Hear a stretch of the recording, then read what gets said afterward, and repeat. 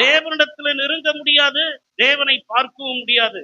ஆனால் தேவன் எங்கே இருக்கிறார், தேவன் யாரிடத்தில் வெளிப்படுகிறார், தேவன் யாரிடத்தில் பிரதிபலிக்கிறார் என்று சொல்லி அந்த குறிப்பிட்ட நபரை தேவன் நமக்கு காண்பிக்கிறார். அவர் ஒருவரும் சேரக்கூடாத ஒளியில் வாசம் பண்ணுகிறவர். ஆகவே அவரிடத்தில் போக முடியாது. ஆனால் அவர் பிரதிபலிக்கிறதான, அவர் வெளிப்படுகிறதான, அவர் எங்கே இருக்கிறாரோ அந்த நபருக்கு நேராக மனிதர்களாகி நம்மை நடத்துகிறார். அவர்தான் ஆண்டவராகிய இயேசு கிறிஸ்து. கையை உயர்த்தி ஒரு நிலையிலேயே சொல்லாமா? அப்ப மனிதர்களாகி நாம் நமக்கு வரக்கூடிய எல்லா விதமான பிரச்சனைகளிலும் நாம் தேவனிடத்தில் போவோம் என்று சொன்னால், நாம் தேவனிடத்தில் உண்மையாய் நெருங்குவோம் என்று சொன்னால், தேவன் நம்மை யாரிடத்திற்கு அனுப்புவார் என்று சொன்னால், அவர் நம்மை இயேசுவினிடத்தில் அனுப்புவார். ஏன் அப்படின்னா, இயேசு கிறிஸ்து தான் மனிதர்களை ரட்சிக்கக்கூடிய ரட்சகர். அப்போஸ்தலர்ல சொல்லப்பட்டிருக்குது 2ஆம் அதிகாரம் 4ஆம் அதிகாரத்துல 12வது வசனத்துல சொல்லப்பட்டிருக்குது, அவராலே அல்லாமல் வேறு ஒருவராலும் ரட்சிப்பு இல்லை. நாம் ரட்சிக்கப்படும்படிக்கு வானத்தின் கீழெங்கும் மனுஷர்களுக்குள்ளே அவருடைய நாமமே அல்லாமல் வேறொரு நாமம் கட்டளையிடப்படவில்லை. கையை உயர்த்தலையே சொல்லாமா? நாம் ரட்சிக்கப்படணும்னா, ரட்சிப்பு என்றால் என்ன? காப்பாற்றப்படுதல். ரட்சிப்பு என்றால் என்ன? தப்புவிக்கப்படுதல். ரட்சிப்பு என்றால் என்ன அர்த்தம்? விடுவிக்கப்படுதல். அப்ப நாம் விடுவிக்கப்படணும் அப்படின்னா, நாம் காப்பாற்றப்படணும் அப்படின்னா, நாம் தப்புவிக்கப்படணும் அப்படின்னா, அது யாரால முடியும் அப்படின்னா, அவராலே அல்லாமல் வேறொருவராலும் ரட்சிப்பு இல்லை. நாம் ரட்சிக்கப்படும்படிக்கு வானத்தின் கீழே பூமியிலே மனிதர்களுக்குள்ளே இயேசுவின் நாமமே அல்லாமல் வேறொரு நாமம் கட்டளையிடப்படவில்லை. இன்னொரு வசனத்துல பிலிப்பியர் 2ஆம் அதிகாரத்துல 10-11 வசனத்துல சொல்லப்பட்டிருக்குது, வாசிங்க. பிலிப்பியர் 2ஆம் அதிகாரம். இயேசுவின் நாமத்தில் வானோர் பூதலத்தோர். அப்ப வானத்தில இருக்கிறவங்களும் சரி, இந்த பூமியில இருக்கிறவங்களும் சரி, பூமிக்கு கீழே இருக்கிறவங்களும் சரி, வானோர் பூதலத்தோர் பூமியின் கீழானோர் யாவருடைய முழங்கால்களும் முடங்கும்படிக்கு பிதாவாகிய தேவனுக்கு மகிமையாக இயேசு கிறிஸ்து கர்த்தர் என்று எல்லாருடைய நாவுகளும், ஃபர்ஸ்ட்ல சொல்லப்பட்டது என்னது? முழங்கால்கள் யாவும் அவருக்கு முன்பாக முடங்கும்படிக்கு. இப்ப சொல்லப்பட்டிருக்குது, நாவுகள் யாவும் இயேசுவே கர்த்தர் என்று அறிக்கை பண்ணும்படிக்கு. எல்லா நாமத்துக்கும் மேலான நாமத்தை அவருக்கு தந்தருளினார். கையை உயர்த்தி ஒரு அலையிலேயே சொல்லாமா? இன்னும் கம்பீரம் ஒரு அலையிலேயே சொல்லாமா? அப்படின்னா இந்த உலகத்தில் இருக்கிற முழு மனுக்குலத்தையும் ரட்சிக்கக்கூடிய ரட்சகர் இயேசு கிறிஸ்து ஒருவர் தான். அதை பழைய ஏற்பாட்டிலே இயேசு சொல்லி, அதை பழைய ஏற்பாட்டு காலத்திலேயே அதை நாம் பார்க்க முடியும். ஸ்தோத்திரம். என்னதான் இஸ்ரவேல் ஜனங்களுக்கு தேவன் மோசேயை ஒரு ரட்சகனாக கொடுத்தாலும் கூட, என்னதான் இஸ்ரவேல் அந்த மோசேயோடு கூட தேவன் ஒரு சிநேகிதனோடு பேசுகிறது போல மோசேயோடு கூட கர்த்தர் முகமுகமாய் பேசினாலும் கூட அவனால இஸ்ரவேல் ஜனங்களை ரட்சிக்க முடியல. அந்த மோசேயினால இஸ்ரவேல் ஜனங்களுடைய தேவைகளை சந்திக்க முடியல. அந்த மோசேயினால இஸ்ரவேல் ஜனங்களுடைய பாரங்களை அவனால தாங்கிக் கொள்ள முடியல. அதனாலதான் ஒரு நாள் அவன் கர்த்தரை பார்த்து சொல்றான், ஐயா, தேவனை பார்த்து சொல்றான், நான் ஒருவனாய் இந்த ஜனங்களுடைய பாரத்தை என்னால தாங்க முடியாது. உண்மையை ஓப்பனா சொல்றான். சில நேரத்துல ஊழியக்காரர்களாகிய நாங்க தேவனுடைய பலிபீடத்துல வந்து தேவனுக்கு முன்பாக வந்து ஓப்பனா பேசுவோம், ஆண்டவரே, சபையை நடத்த என்னால முடியாது, இந்த ஜனங்களை கண்ட்ரோல் பண்ண என்னால முடியாது, என்னால முடியாது, நான் இயலாதவன், நான் ஒன்றுமில்லாதவன், நான் படிப்பறிவில்லாதவன், நான் பேதமை உள்ளவன். இவர்களை எல்லாம், இந்த இருதயங்களை கர்த்தர் பக்கத்துல திருப்ப யாராலே ஆகும்? இந்த ஜனங்களை போஷிக்க, இந்த ஜனங்களுக்கு உணவு கொடுக்க, இந்த ஜனங்களுக்கு ஞான போஜனத்தை கொடுக்க யாரால ஐயா ஆகும்? ஞானம் உம்முடையது அல்லவா?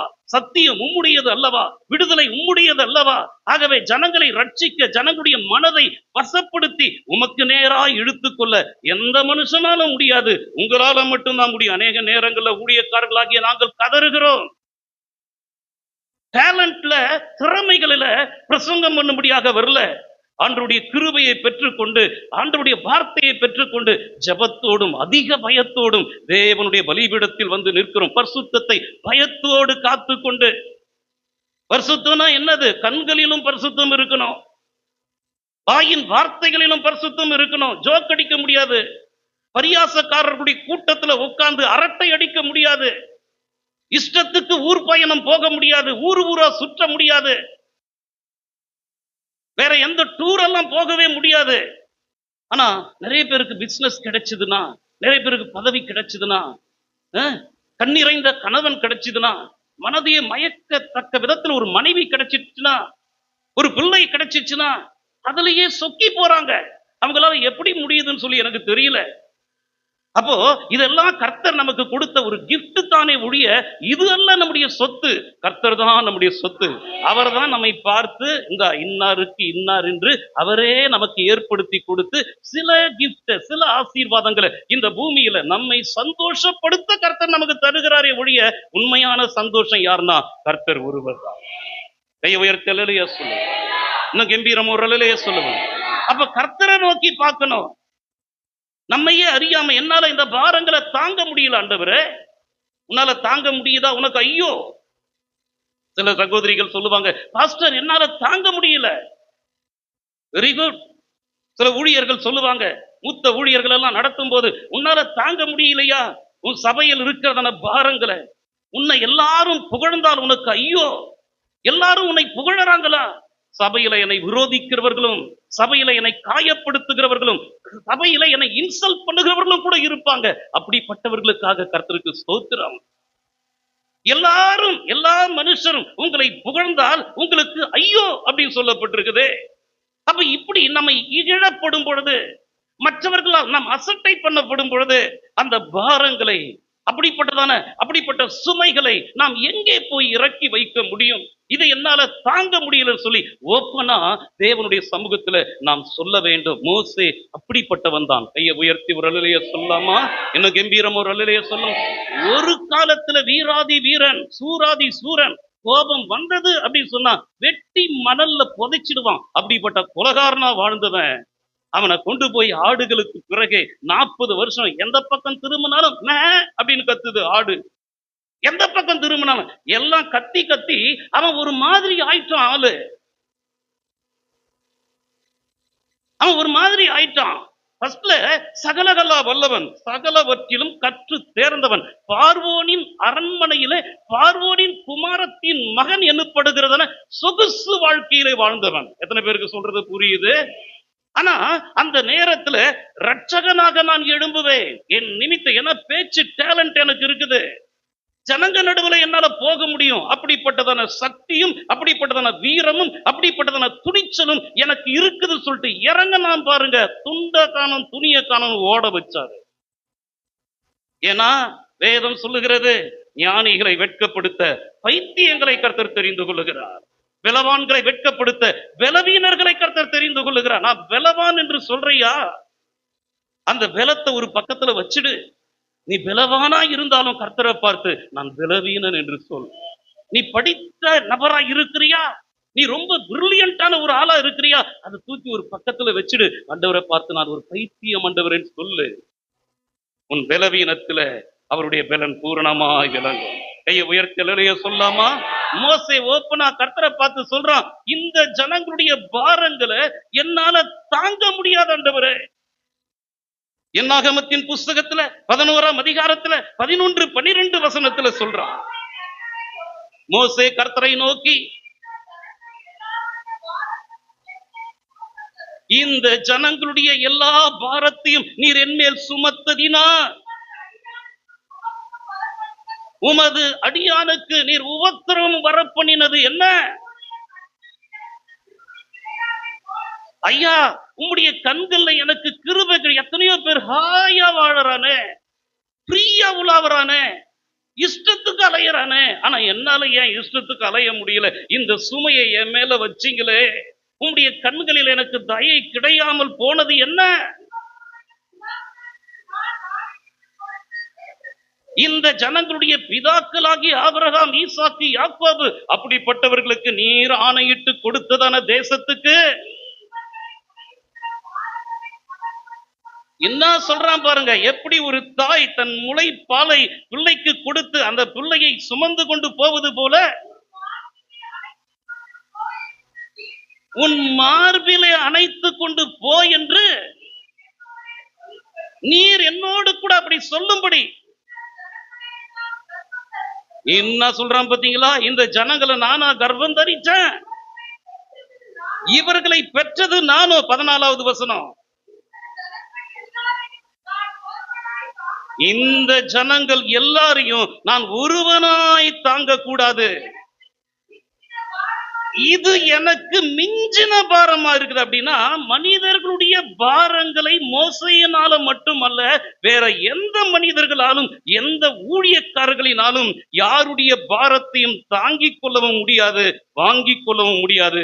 நம்முடைய ஆண்டவராகிய இயேசு ஒருவர் தான் நம்முடைய பாரங்களை தாங்கிக் கொள்ளவும் முடியும், நம்முடைய பாரங்களை வாங்கிக் கொள்ளவும் முடியும். ஆகவேதான் இயேசு மத்தேயு எழுதின சுவிசேஷத்துல நமக்கு எல்லாம் தெரிஞ்ச வசனம் 11:28 இயேசு சொல்றாரு, வருத்தப்பட்டு பாரம் சுமக்கிறவர்களே, நீங்கள் எல்லாரும் என்னிடத்தில் வாருங்கள், நான் உங்களுக்கு இளைப்பாறுதல் தருவேன். கையை உயர்த்த இல்லையா சொல்லலாமா?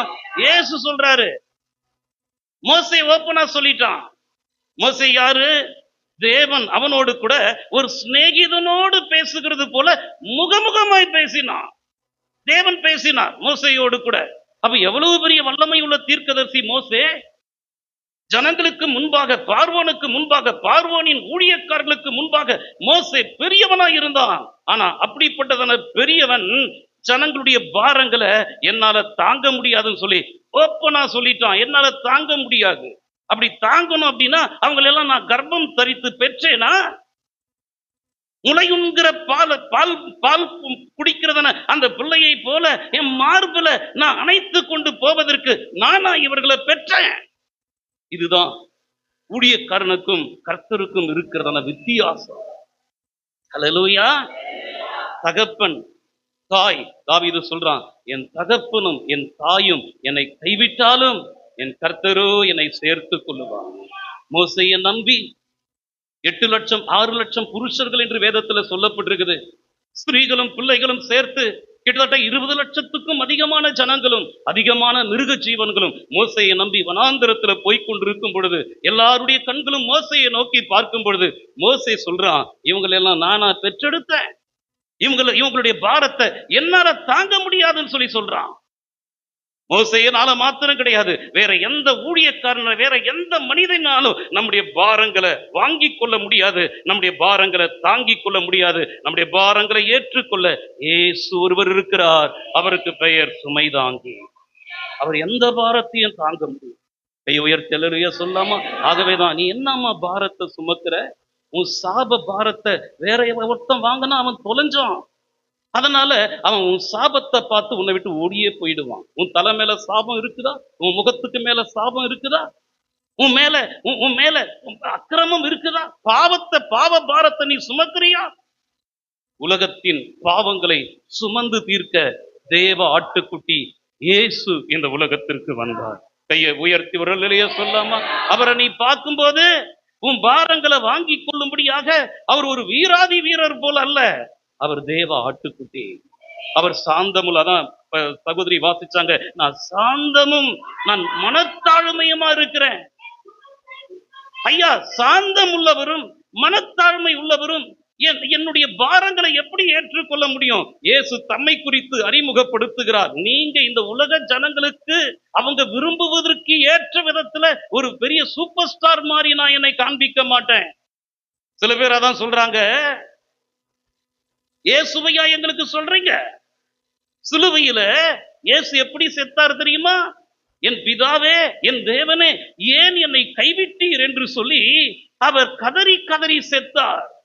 அப்படி கதறினவர், கைவிடப்பட்ட நிலைமையில செத்து போனவர் எனக்கு ரட்சிப்பை கொடுக்க முடியுமா? எனக்கு விடுதலையை தர முடியுமா? அந்த தெய்வத்தையா என்னிடத்துல வந்து சொல்ற அப்படி சொல்றாங்க.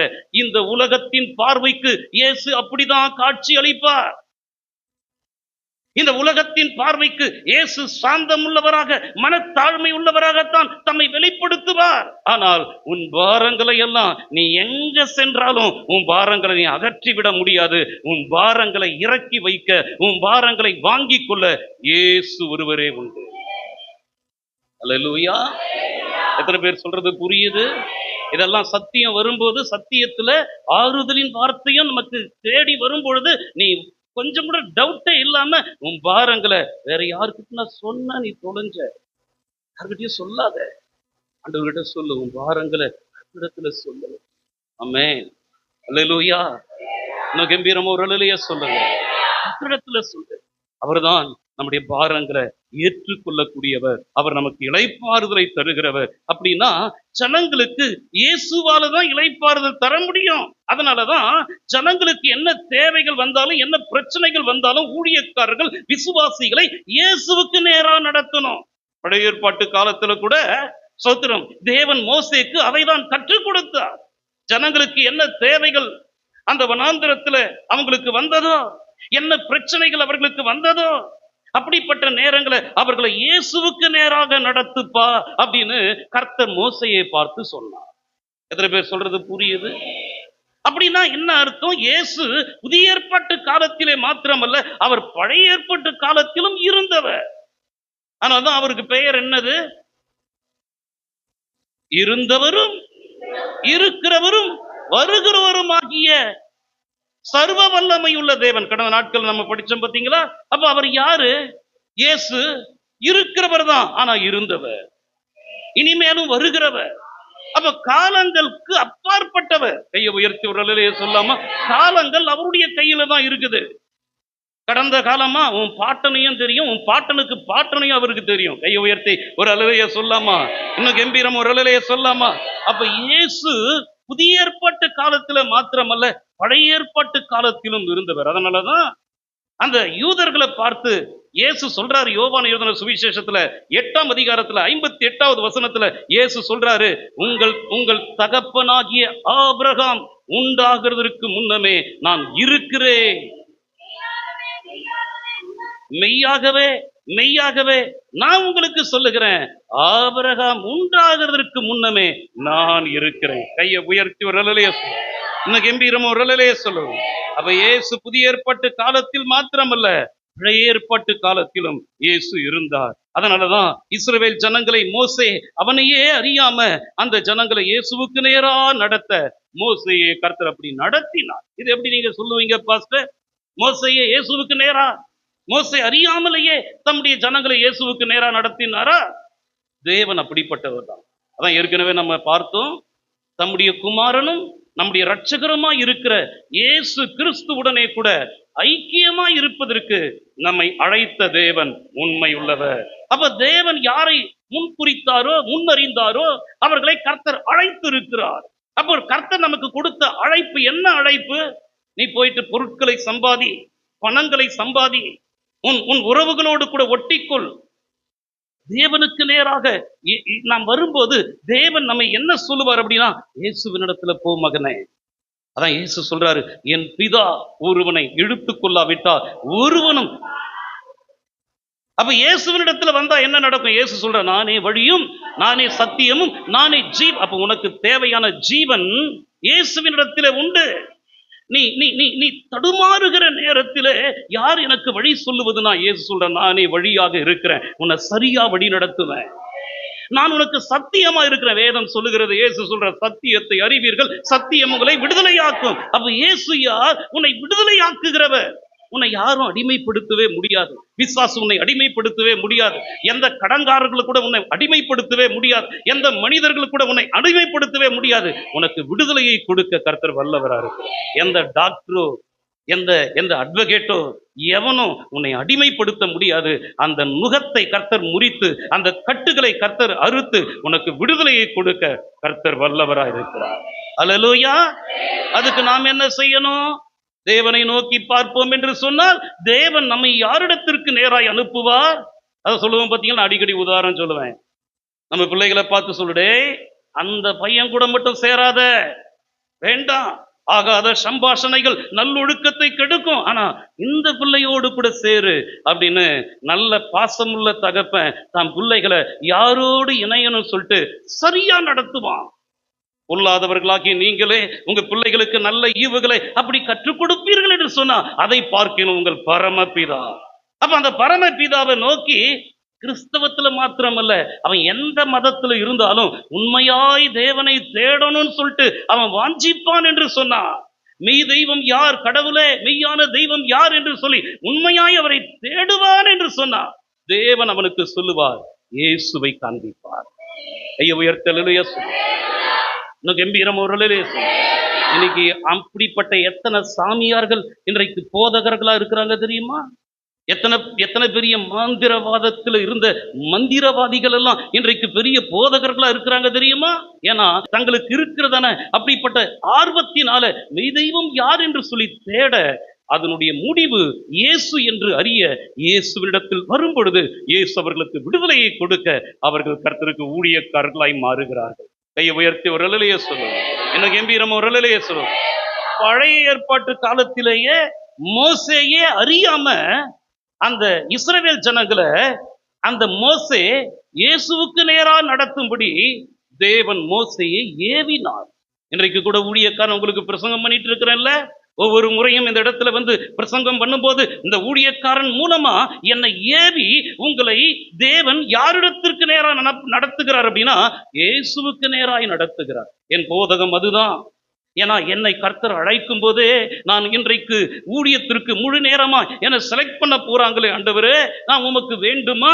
சின்ன பிள்ளைகள் முதற்கொண்டு வயதானவர்கள் வரைக்கும் விரும்பத்தக்க காரியம் என்னிடத்தில் இல்லாமல் இருக்கும் பொழுது நீர் என்னை விரும்புகிறீரா, இன்றைக்கு என்னோடு பேசும் என்று சொல்லி நான் ஜெபித்து வேதத்தை திறக்கும் பொழுது எனக்கு வந்த வார்த்தை என்ன தெரியுமா?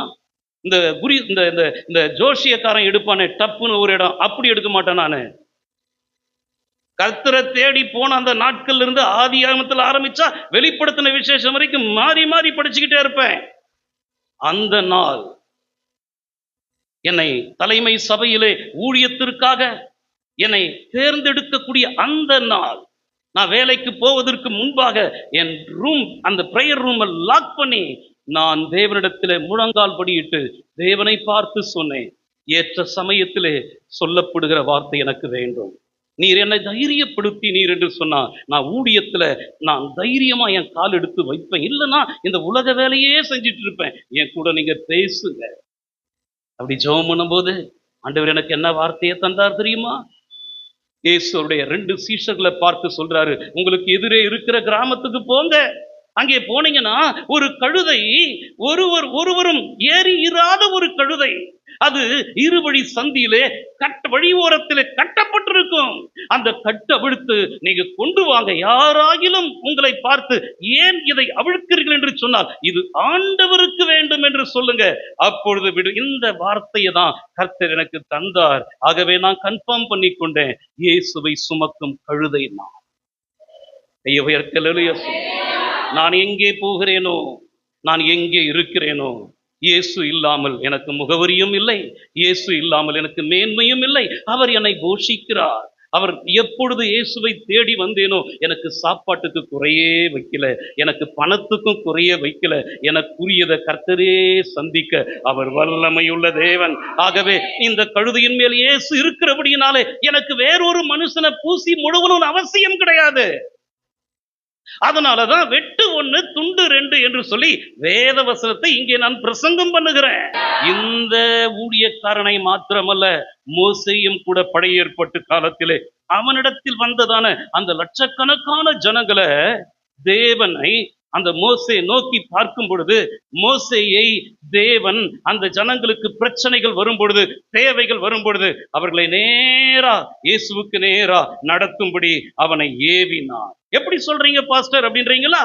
அதுக்கு இன்றைக்கு 2 உதாரணத்தை நான் உங்களுக்கு சொல்ல போறேன். ஒரு நாள் பாருங்க, ஒரு முறை இஸ்ரவேல் ஜனங்கள் வனாந்திரத்துல கர்த்தருக்கு விரோதமா முறுமுறுத்தாங்க. அப்பொழுது கொல்லிவாய் சர்ப்பங்கள் வந்து அந்த ஜனங்களை கடிக்கும் பொழுது எல்லாரும் டப்பு டப்புன்னு செத்து போய்கிட்டே இருந்தாங்க, செத்து தொலைஞ்சுக்கிட்டே இருந்தாங்க. மோசே கிட்ட ஓடி வராங்க. அப்படிப்பட்டதான நேரத்துல மோசே என்ன செய்யறான் அப்படின்னா தேவனை நோக்கி கூப்பிடுறான். என் ஆகமத்தின் புஸ்தகத்துல 21ஆம் அதிகாரத்துல 7வது வசனத்திலிருந்து 9வது வசனம் வரைக்கும். மோசேயினிடத்தில் போய், பத்தியா இப்ப பாம்பு வந்து கடிக்குதே. இதுதான் உணர்வுள்ள ஜனங்க. கை உயர்த்த அல்லேலூயா சொல்லாமா? உணர்வுள்ள ஜனங்க யார் தெரியுமா? ஏதாச்சும் ஒரு பிரச்சனை வந்துருச்சுன்னா, ஏதாவது அவர்களுடைய வாழ்க்கையில நஷ்டம் வந்துருச்சுன்னா, ஒரு ஆக்சிடென்ட் நடந்துருச்சு அப்படின்னா, ஒரு இழப்பு வந்துருச்சு அப்படின்னா, ஒரு தோல்வி வந்துருச்சு அப்படின்னா, உடனே என்ன தெரியுமா சொல்லுவாங்க? பாஸ்டர் கிட்ட, பாஸ்டர் பாஸ்டர் நாங்க ஏதாவது உங்களை கஷ்டப்படுத்தி இருந்தா மன்னிச்சுக்குங்க. ஆண்டவரே, நான் ஏதாயிலும் உங்களை துக்கப்படுத்தி இருந்தா என்ன மன்னிச்சுக்குங்க. ஏன்னா இந்த இந்த தீரா வியாதி எனக்குள்ள வந்துருச்சு. இப்படிப்பட்டதான போராட்டத்துல நான் சிக்கிக்கிட்டேன், என்ன மன்னியுங்க.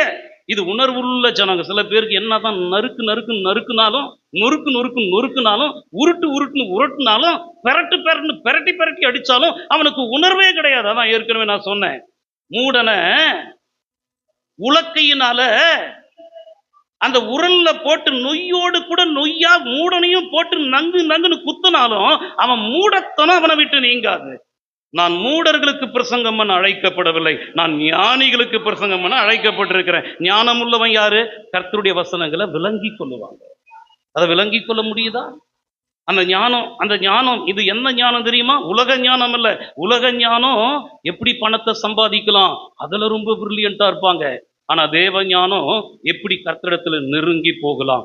கர்த்தரிடத்துல நெருங்கினாவே நம் தேவைகள் எல்லாம் சந்திக்கப்படும். மூடன் யார் தெரியுமா?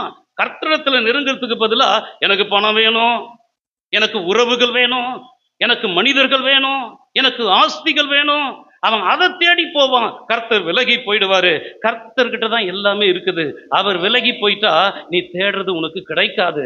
நீ கர்த்தரை தேடினா நீ தேடாததும் உனக்கு கர்த்தர், நீ கேட்கிறதையும் கர்த்தர் தருவார், நீ கேளாததையும் கர்த்தர் தருவார். அல்லேலூயா. நீ கர்த்தரிடத்துல கிட்டி சேர்ந்தா என்ன செய்வார் தெரியுமா? அவரு உன்னை பார்த்து கேட்பார், மகனே நீ விரும்புகிறத என்னிடத்துல கேள். அப்ப நீ என்ன தெரியுமா சாலமோன் கேட்கிறான்? எனக்கு ஞானம் வேணும். அந்த அந்த அந்த அந்த ஜெபம், அந்த ஜெபம் அது ஒரு சுயநலமான ஜெபம் இல்ல. ஏன் தெரியுமா கேட்டான்? இந்த ஏராளமான ஜனங்கள், இந்த இஸ்ரவேல் ஜனங்கள், என் தகப்பனாகிய தாவீது அவன் ஒரு யுத்த வீரன், தேவனுடைய இருதயத்துக்கு உகந்த தாசன். அவனுக்கு நீங்க கொடுத்துட்டீங்க, இந்த ஜனங்களை கொடுத்தீங்க, இந்த தேசத்தை கொடுத்தீங்க. ஆனா நான் ஒரு சிறு பிள்ளையா இருக்கிறேன், என் தகப்பன் மரித்து போனார். ஆனா இவ்வளவு ஜனங்கள் நடுவிலே என்னை ஒரு ராஜாவாக என் தகப்புடைய சிங்காசனத்துல என்னை உட்கார வச்சிருக்கிறீங்க.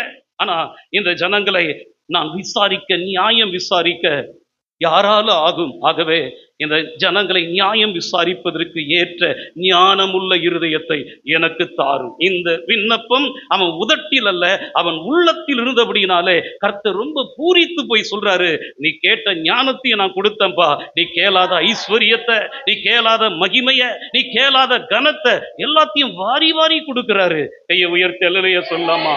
அதுதான் ஞானம் உள்ள மகன் தன் தகப்பனை சந்தோஷப்படுத்துறான். தகப்பனை சந்தோஷப்படுத்திட்டா உனக்கு என்ன தேவைன்னு தகப்பனுக்கு தெரியும்.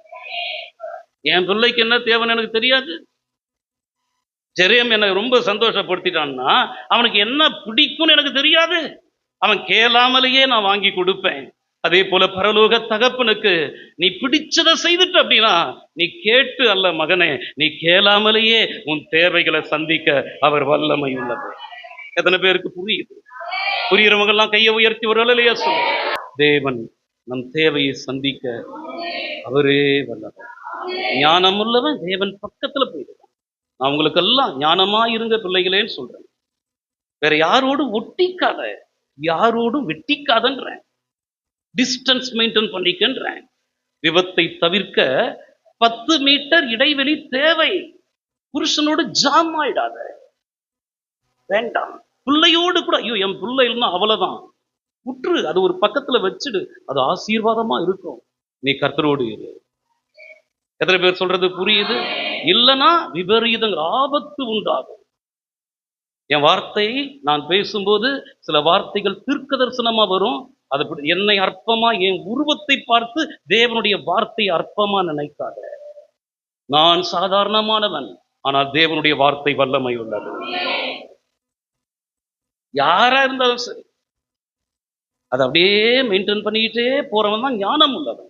விசுவாசிகளையும் சரி, நமக்கு ஆண்டவர் எதை கொடுத்தாலும் சரி, அப்படியே கொஞ்சம், அதுதான் ஞானம். நீ யாரோடு கூட நீ போனாலும் கொஞ்சம் டிஸ்டன்ஸை மெயின்டைன் பண்ணிக்க.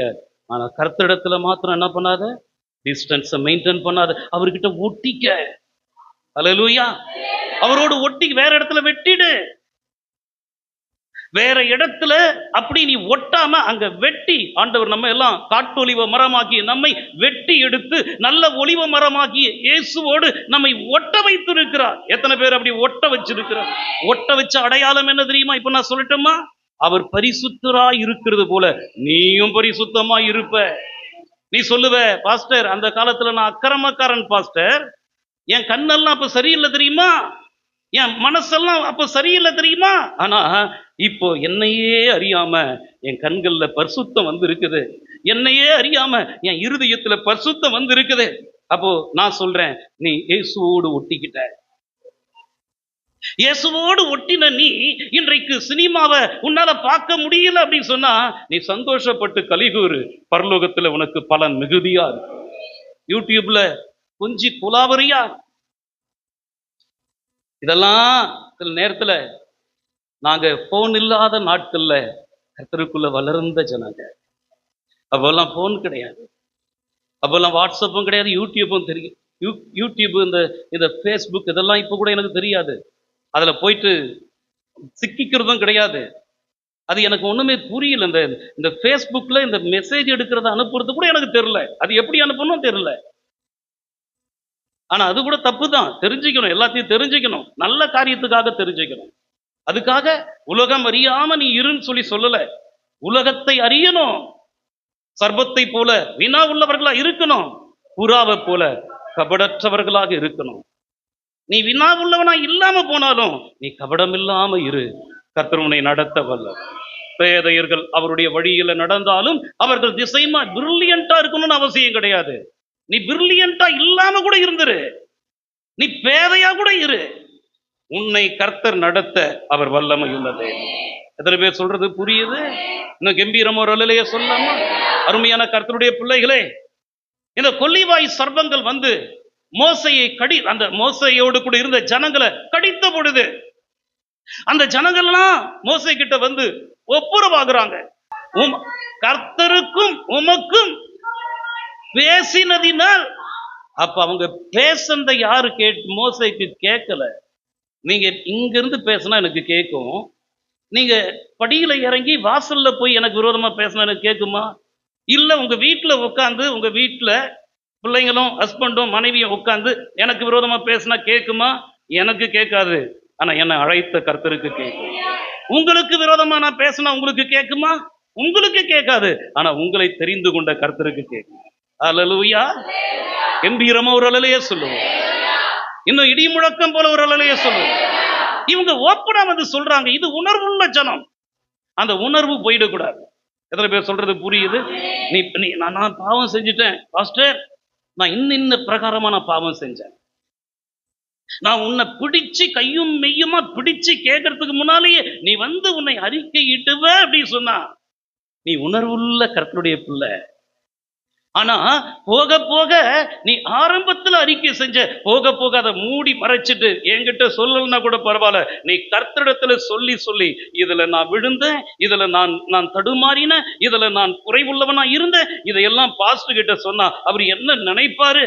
என்ன மதிக்கவே மாட்டாரு. வேற யாருக்கிட்ட சொன்னாலும், விசுவாசி கிட்ட சொன்னா என்ன மதிக்கவே மாட்டாங்க. அதனால தகப்பனே தகப்பனே, என் இருதயத்தை அறிந்தவரே, என்னுடைய எல்லா பிரச்சனைகளையும் நான் உம்மிடத்தில் ஓப்பனா சொல்றேன்னு சொல்லி, இதோ இன்றைக்கு ஒரு விசை என்னை மன்னித்தருளும், உம்முடைய ரத்தத்தால் என்னை கழுவி அருளும் என்று சொல்லி, இனி உயிரே போனாலும் உமக்கு விரோதமா நான் பாவம் செய்ய மாட்டேன்னு சொல்லி அறிக்கையிடுவேன்னு சொன்னா, நீ ஒப்புரவாவன்னு சொன்னா, நீ தீர்மானங்களை எடுப்பன்னு சொன்னா, நீ பிரதிஷ்டை எடுப்பன்னு சொன்னா, உன்னை ஆசீர்வதிக்க கர்த்தர் வல்லமை உள்ளது.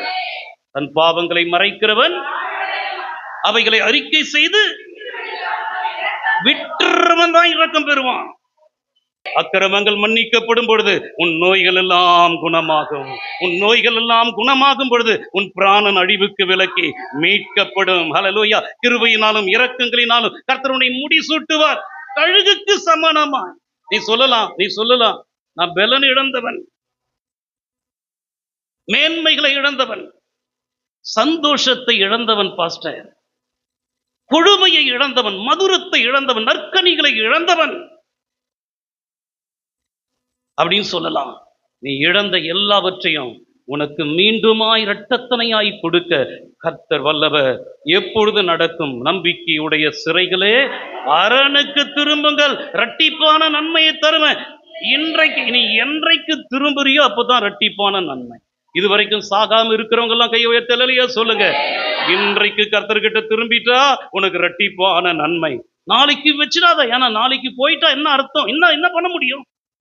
நாளைக்கு பொட்டுக்குன்னு போயிட்டா மணந்து ஆராதனை நடத்துவதற்கும் உன்னை தேவனோடு கூட ஆக்குவதற்கும் இன்றைக்கு இந்த தருணம் உனக்கு போதுமானது. வேறொரு தருணத்தை நீ வைக்காத. நாளைக்கு பார்த்துக்கலாம், குடிகாரம் பேச்சு விடிஞ்சா போச்சு அப்படின்றது போல நாளைக்குன்னு வைக்காத.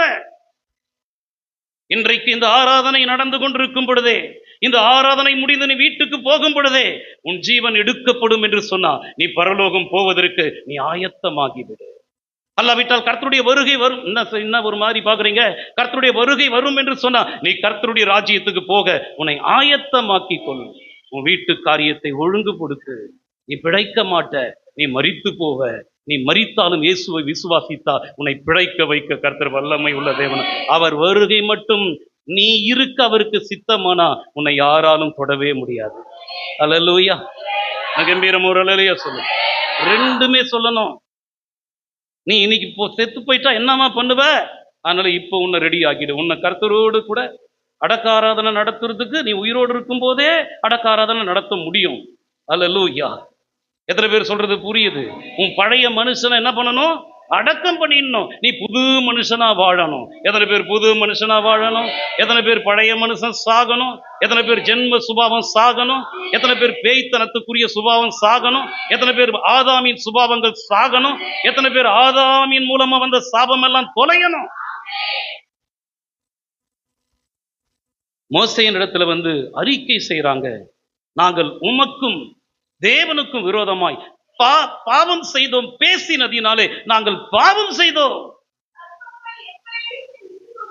ஆகவே நீங்க எங்களுக்காக ஜெபம் பண்ணணும், சர்ப்பங்கள் எங்களை விட்டு நீங்கும்படி கர்த்தரை நோக்கி விண்ணப்பம் பண்ணணும்னு சொல்றாங்க. மோசே ஜனங்களுக்காக கர்த்தரை நோக்கி விண்ணப்பம் பண்ணினான்.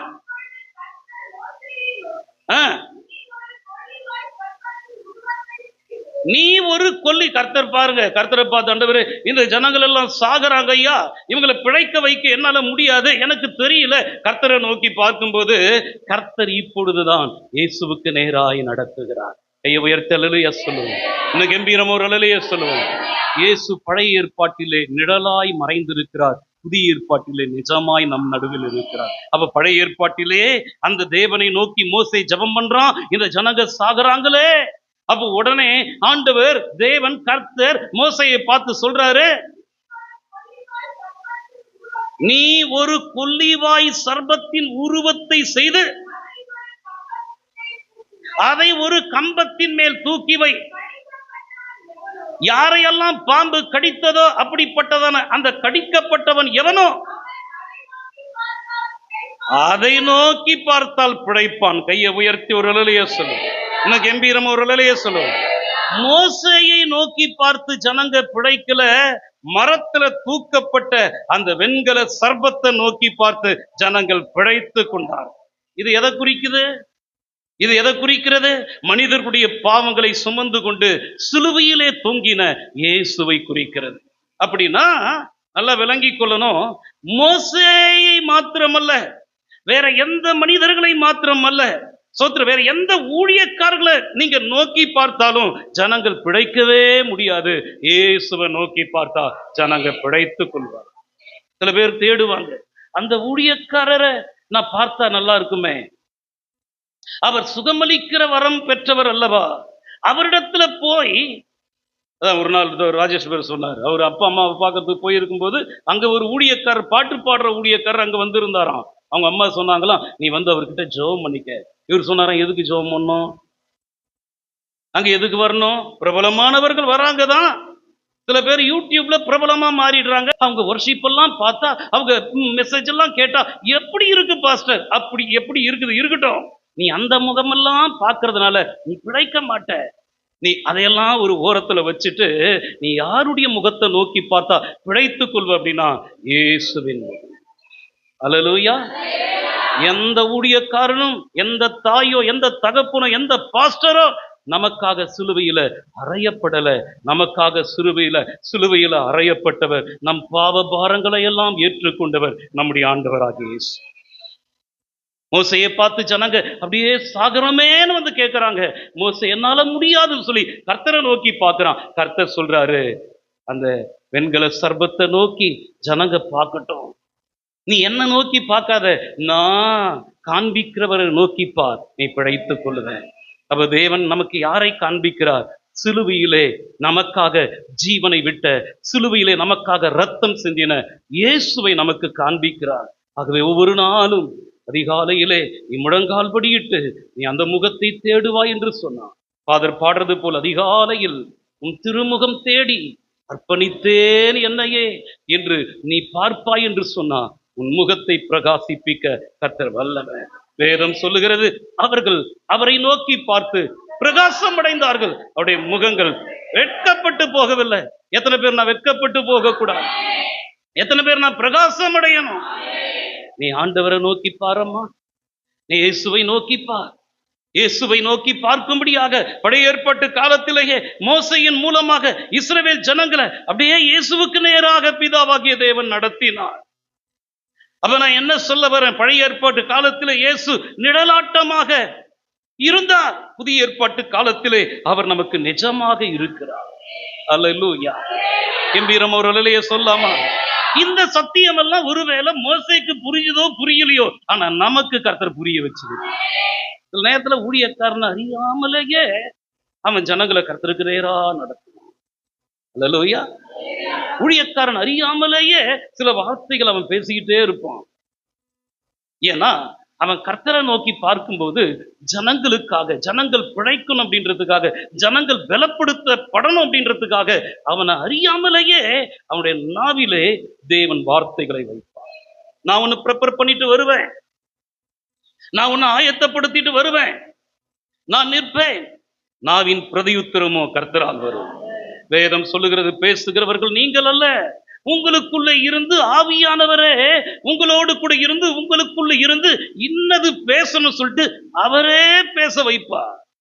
எத்தனை பேர் சொல்றது புரியுது? அதான் வேதத்துல சொல்லப்பட்டிருக்குது, கர்த்தருடைய ஆவியானவர் என்மேல் இருக்கிறார், சிறுமைப்பட்டவர்களுக்கு சுவிசேஷத்தை பிரசங்கம் பண்ண அவர் என்னை அபிஷேகம் பண்ணினார். யோவான் ஸ்நானகன் ஏசப்பாவை குறித்து சொல்லும்போது, தேவனால் அனுப்பப்பட்டவர் தேவனுடைய வார்த்தைகளை பேசுகிறார். தேவன் அவருக்கு தமது ஆவியை அளவில்லாமல் கொடுத்திருக்கிறார். யார் தேவனுடைய வார்த்தையை பேச முடியும்? தேவன் யாருக்கு தமது ஆவியை அளவில்லாமல் கொடுத்தாரோ அவர்கள் கர்த்தருடைய வார்த்தையை பேச முடியும். அல்லேலூயா. கம்பீரம் அல்லேலூயா சொல்லுங்க. இடி முழக்கம் போல அல்லேலூயா சொல்லுங்க. இந்த வார்த்தைகள் எல்லாம் எதற்காக? நாம் இயேசுவினிடத்திலே கிட்டி சேருவதற்காக. நம்முடைய இயேசு மோசேயிலும் பெரியவர். ஏன்னா ஜனங்க மோசே கிட்ட வந்தா மோசையினால என்ன செய்ய முடியல? ஜனங்களுடைய பிரச்சனையில சோத்திரம் அவங்களுக்கு உதவி செய்ய முடியல. கொள்ளிவாய் சர்ப்பங்கள் வந்து ஜனங்களை கடிக்கும் பொழுது மோசையினால் அவர்களை பிழைக்க வைக்க முடியல. ஆனா நம்முடைய இயேசுவோ மரித்தவர்களை உயிரோடு கூட எழுப்புகிறார். புரியலையா? மோசை கிட்ட ஜனங்க போனா ஜனங்களுடைய பிரச்சனைய அந்த மோசையினால சமாளிக்க முடியல. ஜனங்க செத்து மடிந்தா மோசையினால ஜனங்களை உயிர்ப்பிக்க முடியல. ஆனா நம்முடைய ஆண்டவராகிய இயேசுவோ அவர் மரித்தவர்களை உயிரோடு கூட எழுப்புகிறவர். இயேசு சொல்றாரு, என்னை விசுவாசிக்கிறவன் மரித்தாலும் பிழைப்பான், உயிரோடு கூட இருந்து என்னை விசுவாசிக்கிறவன் என்றென்றைக்கும் மறியாமலும் இருக்கும். எத்தனை பேர் நாம் மரித்து போகக்கூடாது? நான் என்றென்றும் உயிரோடு இருக்கணும். நாம் என்றென்றும் உயிரோடு இருக்கவே தேவன் அவருடைய வார்த்தையை நமக்கு தருது. மனுஷன் எதனால மாத்திரமல்ல, அப்பத்தினால மாத்திரமல்ல, தேவனுடைய வாயிலே இருந்து புறப்படுகிற ஒவ்வொரு வார்த்தையினாலும் மனுஷன் பிழைக்க முடியும். அப்ப இயேசு நம்மை பிழைக்க வைக்கும். மோசே பிழைக்க வைக்க முடியாது. அதனாலதான் இயேசு அந்தந்த இடத்துல சொல்லுவாரு, வனாந்திரத்துல உங்க பிதாக்கள் மன்னாவை புசித்தாங்க. அந்த மன்னாவை யார் கொடுத்தது? மோசே என்ன பண்றான்? மன்னா உங்களுக்கு வருஷிக்க பண்றேன். அந்த மன்னாவை கொடுத்தாங்க. இயேசு சொல்றாரு, அவர்கள் மரித்தார்களே. ஆனா மோசையிலும் பெரியவராகி இயேசு சொல்றாரு, வானத்திலிருந்து இறங்கி வந்த அப்பத்தை மோசே உங்களுக்கு தரல. அந்த மன்னாவை புசித்தவங்க மரித்து போனாங்க. ஆனா இந்த அப்பத்தை புசிக்கிறவனோ என்றென்றைக்கும் பிழைப்பான். இயேசு சொல்றாரு ஜீவ அப்பம் நான். ஹல்லேலூயா. எத்தனை பேர் ஜீவ அப்பத்தை புசிக்க வந்திருக்கிறோம்? இயேசு கொடுக்கிற போஜனம் எல்லாம் என்ன போஜனம்? ஜீவ போஜனம். நீ அந்த போஜனத்தை புசித்தா நீ செத்தாலும் நீ பிழைத்துக் கொள்ளுவ. இன்னைக்குதான் செத்துட்டியா பிழைப்ப, நேத்து செத்தியா பிழைப்ப, செத்து 4 நாள் ஆகி கல்லறையிலே போட்டு அடக்கம் பண்ணப்பட்டையா, உன்னை பிழைக்க வைக்க, உன்னை உயிரோடு கொண்டு வர இயேசுவின் வார்த்தை. கல்லறையின் வாசற்படியிலே நின்று இயேசு சொன்னாரு, லாசருவே வெளியே வா என்று. அந்த வார்த்தை, அவருடைய வசனத்தை அனுப்பி அவர் நம்மை உயிர்ப்பிக்கிறது. அல்லேலூயா. எத்தனை பேர் கர்த்தர் என்ன உயிர்ப்பிக்கணும்? எத்தனை பேர் எனக்கு கர்த்தர் சுகம் கொடுக்கணும்? எத்தனை பேருக்கு கர்த்தர் எனக்கு விடுதலையை கொடுக்கணும்? இயேசு எனக்கு பேசட்டும். நீங்க அந்த ஜெபத்தோடு கூட ஒவ்வொரு நொடி பொழுதும், சபையில் இருக்கிற ஒவ்வொரு நொடி பொழுதும் ஜெபத்தோடு கூட நீங்க கர்த்தரிடத்துல சமூகத்தில், அவருடைய சமூகத்தில் அமர்ந்திருப்பீங்கன்னு சொன்னா, நீங்க இந்த ஆராதனை முடிந்து வெளியே போகிற வரைக்கும் உன் செவிகளோடு கூட, உன் உள்ளத்தோடு கூட, உன் உணர்வுகளோடு கூட அவர் பேச வல்லவராக. நம்முடைய தேவன் யாரு? பேசுகிறது. அவர் யார்? மோசேயிலும் பெரியவர். காரணம், மோசே இஸ்ரவேல் ஜனங்களுடைய பாரங்களை தாங்கிக் கொள்ள முடியாதவன். இயேசு சொல்றாரு, நீங்க எல்லாரும் உங்க பாரத்தை என்கிட்ட கொண்டு போங்க. தாங்க முடியாதுன்னு சொன்னாரா? இப்ப மோசே சொன்னது போல என்னால பாரத்தை தாங்க முடியலன்னு சிலுவையை கீழே போட்டிருந்தாருன்னா என்ன நடந்திருக்கும்? வேத மலர் அவ்வளவுதான், நத்தானியல் அவ்வளவுதான், ஆபேலும் அவ்வளவுதான். ஏன்னா நம்முடைய சாபங்களையும் நம்முடைய கருமங்களையும் நாம் செய்ததான எல்லா பாவத்தை, பாவம் செய்தீங்களா? நீங்க பாவம் செய்தீங்களா? இல்லையா? இல்லையா? செஞ்சீங்களா? நானும் பாவம் செஞ்சேன்னு ஏற்கனவே சொல்லி இருக்கிறேன். ஆனா இத்தனை பேருடைய அம்புட்டு நீ என்ன பாவம் செஞ்சு எனக்கு தெரியாது. யாமறியும் பராபரனே, ஆனா கர்த்தருக்கு தெரியும். அத்தனை பாவத்துக்கான அம்புட்டு தண்டனைகளையும் சிலுவையில இயேசு சுமந்து கொண்டு எருசலேமின் வீதிகளிலே நடந்து போகும் பொழுது, என்னால இந்த ஜனங்களுடைய பாரங்களை தாங்க முடியலன்னு கீழே போட்டிருந்தார்னாக்கா நமக்கு ரட்சிப்பு கிடைத்திருக்காரு. ஆனா இயேசுவோ வேதத்துல சொல்லப்பட்டிருக்குது, எபிரேயர் 1:3 சொல்லப்பட்டிருக்கும், சர்வத்தையும் தமது வசனத்தினாலே அவர் தாங்குகிறவர். கை உயர்த்தலே சொல்ல. எங்க சர்வத்தையும் தேவன் தம்முடைய வசனத்தினால தாங்குறவரு. பியூலாவை தாங்க முடியாதா? அதனாலதான் கர்த்தர் சொல்றாரு, என் நீதியின் வலது கரத்தினால நான் உன்னை தாங்க. அதான் நம்ம பாடணும், ஆண்டவரே என்னை தாங்க யாருமே இல்லையே, உன் பாரங்களை தாங்க, உன் சுமைகளை தாங்க இயேசு ஒருவரே வல்லவர். விசுவாசம் பெருகுதா? நான் சொல்ல சொல்ல நம்பிக்கை பெருகுதா? நீ வேற யாரோ ஒருத்தர்கிட்ட போய் உன் பிரச்சனைய நீ சொன்னீங்கன்னா அந்த பிரச்சனை பெருசாயிடும். ஊதி பலூன் போல ஊதி அது பெருசாக்கிடுவாங்க. உன் பாரங்களை இறக்கி வைக்க நம்பிக்கையான ஒரு இடத்தை குறித்து சொல்லிக்கிட்டு இருக்கிறேன். வாலிபர்களே, வயதானவர்களே, யாரா இருந்தாலும் உங்க பாரங்களை யார் மேல இறக்கி வைங்க? இயேசுவின் மேல இறக்கி வைங்க. அவர் நம் பாரங்களை ஏற்றுக்கொண்டு நமக்கு இளைப்பாறுதலை தர வல்லமை உள்ளது. மோசேயினால ஜனங்களுடைய பாரங்களை தாங்க முடியல. அவன் ஜனங்களுடைய பாரங்களை தாங்கிக் கொள்ள முடியாதவன். ஜனங்கள் மரித்த போது அவர்களை உயிரோடு கூட எழுப்ப முடியாதவன்.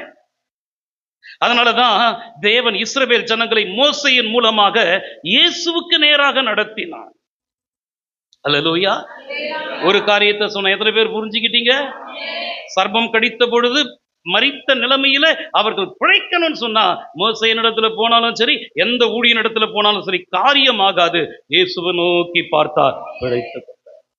அடுத்தது 2வது ஒரு உதாரணம் சொல்றேன். இஸ்ரவேல் ஜனங்களுக்கு அதே மோசேக்கு கர்த்தர் ஒரு பாடத்தை கற்பித்து கொடுத்தார். இஸ்ரவேல் ஜனங்களுக்கு தண்ணீர் இல்ல, தண்ணீர் தாகத்தினால அவர்கள் நாவறண்டு போனதான நேரத்துல மோசையை நோக்கி அவங்க வாதாடுறாங்க. இந்த வனாந்தரத்துல எங்களை கொன்று போடும்படியாகவா நீங்க கொண்டு வந்தீங்க? தண்ணீர் இல்லையே, தண்ணீர் இல்லையே. மோசையோடு கூட அவங்க வாதாடுறாங்க. ஸ்தோத்திரம். யாத்ராகமத்தின் புஸ்தகத்துல 17ஆம் அதிகாரத்துல 2வது வசனத்தை வாசிங்க. மோசையோடு கூட ஜனங்கள் வாதாடி, நாங்க குடிக்கிறதற்கு எங்களுக்கு தண்ணீர் தர வேண்டும் என்றார்கள். மோசே, என்கிட்ட ஏம்மா வாதாடுறீங்க? கர்த்தரை ஏன் பரீட்சை பார்க்கிறீங்க அப்படின்றான். ஆனா ஜனங்களுடைய பிரச்சனை, ஜனங்களுடைய தண்ணீர் தவனமாய் அவர்களுக்கு இருந்தபடியினால அவங்க மோசேக்கு விரோதமாய் முறுமுறுத்து எங்களையும் எங்கள் பிள்ளைகளையும் எங்களை கொன்று போட ஏன் கொண்டு வந்தீர் என்றார்கள்.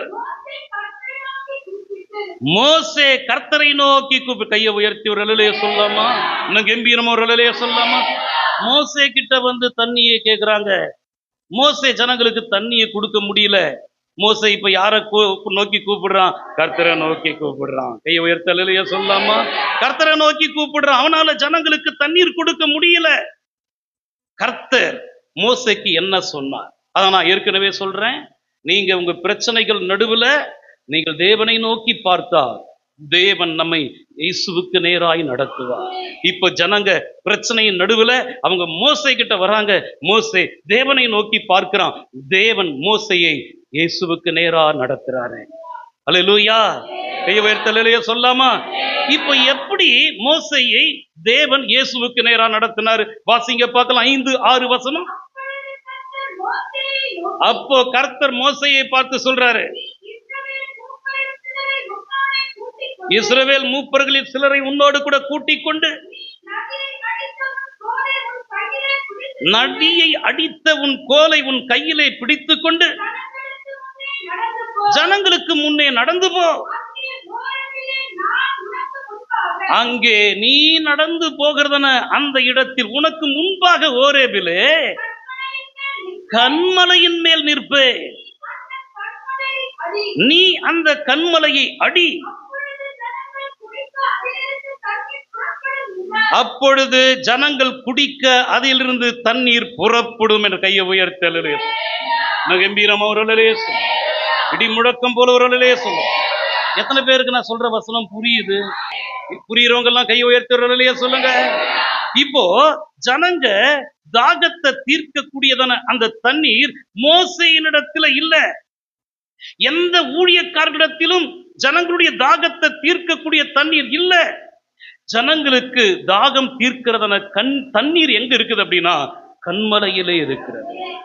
அதான் நம்ம பாடணும். கன்மலை தண்ணீரும் நீரே எந்த தாகம் தீர்க்கும் நதியே. எத்தனை பேர் பாடணும்? கன்மலை தண்ணீர் என்பது அது விலையேற பெற்றது. கம்பீரமா ஒரு அல்லேலூயா சொல்லுங்க. அல்லேலூயா. எத்தனை பேருக்கு புரியுது? தண்ணீர் யாருக்கிட்ட கேட்கறாங்க? ஜனங்க மோசே கிட்ட கேட்கறாங்க. மோசே சொல்றான், என்கிட்ட ஏமா வாதாடுறீங்க? நான் தேவனை நோக்கி பார்க்கிறேன். தேவன் சொல்றாரு, நீ என்னை நோக்கி பார்க்காத, நான் உனக்கு ஒரு கன்மலையை காண்பிக்கிறேன். அந்த கன்மலையை பார்த்து நீ போயிட்டு என்ன செய்ய? அடி. அதுல இருந்து தண்ணீர் என்ன செய்யும்? புறப்படும். அந்த தண்ணீர் புறப்பட்டு அந்த இடத்தில் வரும்போது ஜனங்களுடைய தாகம் தீர்க்கப்படும். ஜனங்களுக்கு தாகம் தீர்க்கிறதான தண்ணீர் கன்மலையிலே இருக்கிறது. அந்த கன்மலை யார் என்று சொன்னா அவர்தான் இயேசு. புரியுதா வேளாங்கண்ணி சிஸ்டர்? புரியுதா? அந்த கன்மலை யாரு? வேதத்துல அந்த கன்மலை ஞான கன்மலை அப்படி சொல்லிட்டு 1 கொரிந்தியர் 10:4 சொல்லப்பட்டு வாசிங்க. 1 கொரிந்தியர் 10:4. எல்லாரும் ஒரே ஞானபானத்தை குடித்தார்கள்.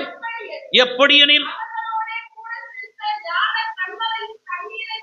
அவர்களோடு கூட, அதான் நான் ஏற்கனவே சொன்னேன், பழைய ஏற்பாட்டு காலத்திலே இஸ்ரவேல் ஜனங்களுடைய பிரயாணத்திலே இயேசு அவர்களோடு கூட போனார். அப்ப பழைய ஏற்பாட்டு காலத்தில் இயேசு யார்? நிழலாக இருந்தார். புதிய ஏற்பாட்டு காலத்திலே இயேசு சொல்றாரு, உலகத்தின் முடிவு பரியந்தமும் சகல நாட்களிலும் நான் உங்களோடு கூட இருக்கிறேன்.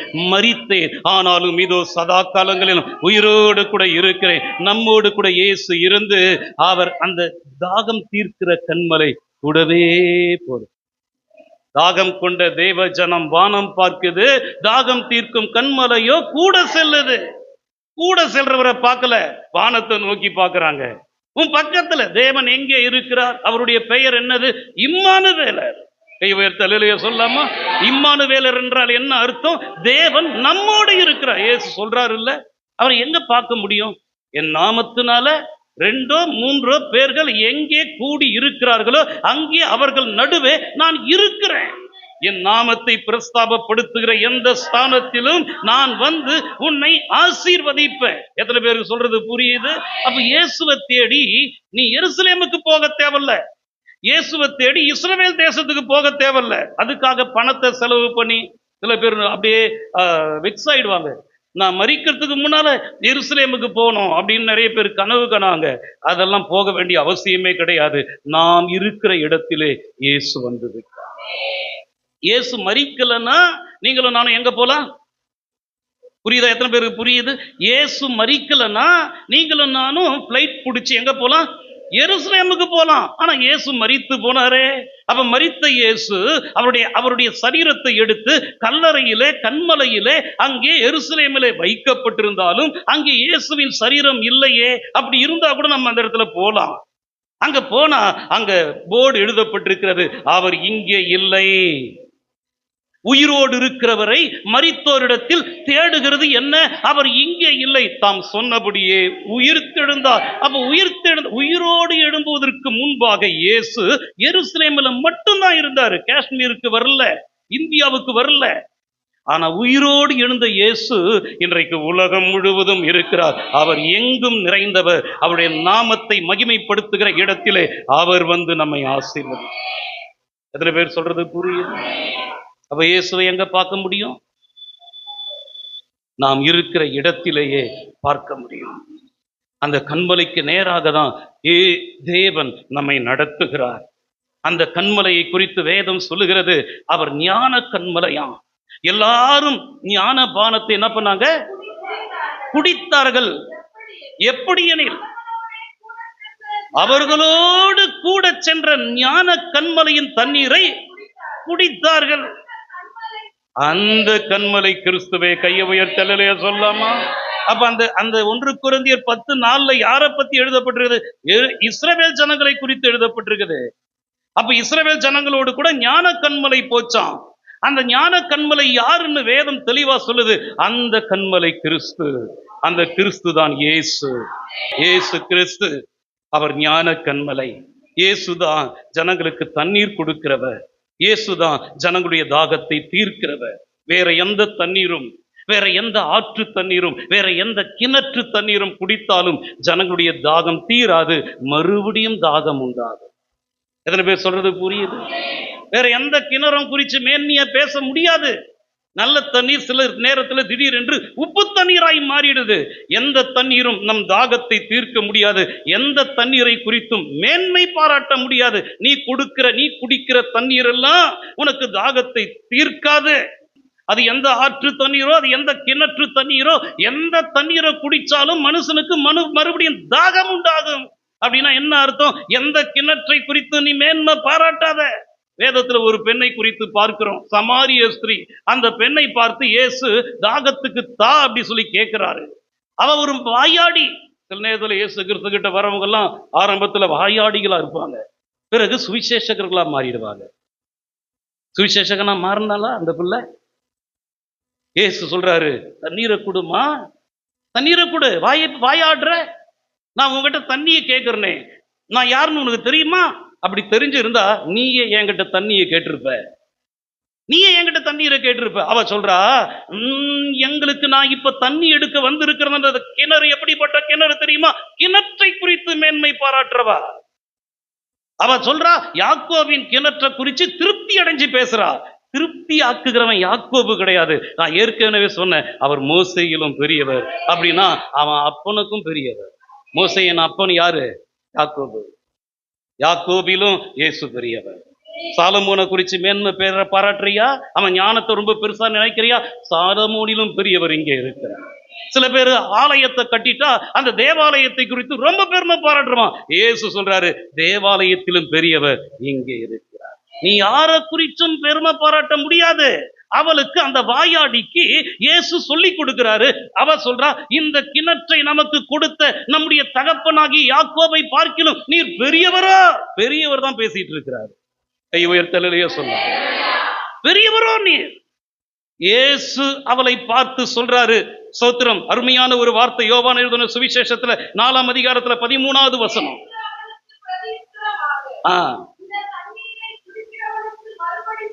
எம்மா, இந்த யாக்கோபு கொடுத்ததான இந்த யாக்கோபின் கிணற்றின் தண்ணீரை குடிக்கிறவனுக்கு மறுபடியும் தாகம் உண்டாகும்.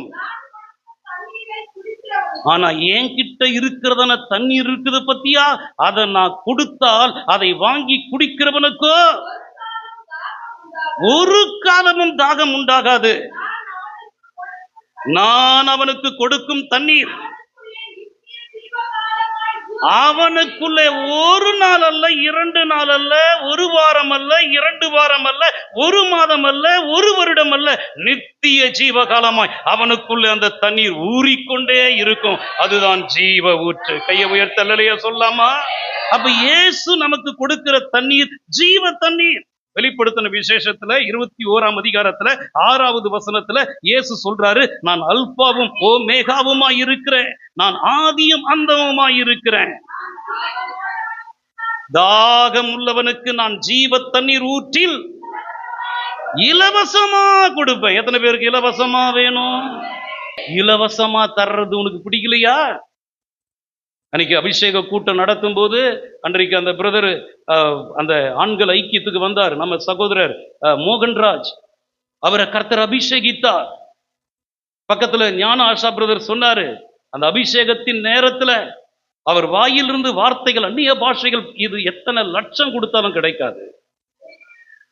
அந்த பிள்ளை, அவங்க பிள்ளை சொன்னா, அன்னைக்கு முன்னால வந்து என்னை பார்த்து சொன்னா, எங்க அப்பா எப்பவும் ஜெபம் பண்ணி நான் பார்த்ததில்லை, அவர் தனியா அவர் ஆண்டவரை நோக்கி ஜெபம் பண்றத நான் பார்த்தேன், எனக்கு சந்தோஷமா இருக்கு. ஜெபம் பண்றாராமா? அப்போ ஆவியானவர் நம்மை நிரப்பும் போது, அந்த சகோதரன் போன வருஷம் வர முடியல, இந்த வருஷம் கூட்டிட்டு போனேன், அவரை கர்த்தர் அபிஷேகம் பண்ணினார். எப்படி கொடுத்தாரு? 1 லட்சம் ரூபாய் கொடுத்தா அவரே இலவசமா வந்தார். நாங்கெல்லாம் காசு போட்டு போனோம், அவர் காசு கொடுக்கல. காசு கொடுக்கலன்னா என்ன அர்த்தம்? நீங்க காசு, அவர் கஷ்டப்படுறதான ஒரு சகோதரன். நான் சொன்னேன், அவர் சொன்னாரு, எனக்கு கொஞ்சம் தான் கொடுக்க முடியும். நம்ம சகோதரர்கள் சொன்னாங்க, அவர் கொடுக்க வேண்டாம் பாஸ்டர், நம்மளே. அப்போ எப்படி வந்தாரு? இலவசமா வந்தாரு. அங்க எப்படி ஆராதனை நடந்தது? இலவசமா நடந்தது. அங்க அபிஷேகம் அவருக்கு எப்படி கிடைத்தது? இலவசமா கிடைத்தது. கையை உயர்த்தி வரலையா சொல்லுவோமா? நம்ம ஆண்டவர் சொல்றாரு, தாகமா இருக்கிறவன் ஜீவ தண்ணீர் ஊற்றிலே என்னிடத்தில் வந்து இலவசமாய் அந்த தண்ணீரை நான் உங்களுக்கு இலவசமா தருவேன். ஏசாயா தீர்க்கதரிசனத்தின் புஸ்தகத்துல எழுதப்பட்டிருக்கிறது. கர்த்தர் அப்பவே பழைய ஏற்பாட்டுல சொல்றாரு, 55ஆம் அதிகாரத்துல 1வது வசனத்துல, ஓ தாகமா இருக்கிறவர்களே.